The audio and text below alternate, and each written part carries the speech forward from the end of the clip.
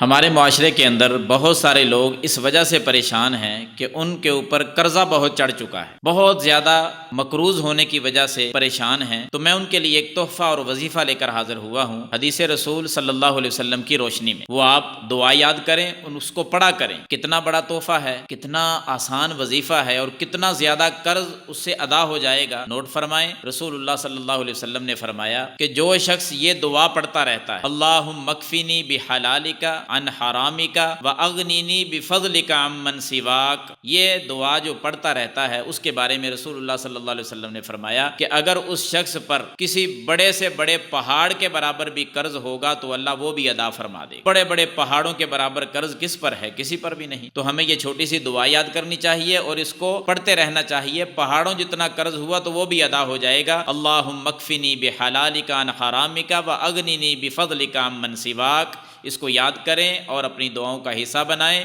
اور اپنے قرض سے جان چھڑائیں۔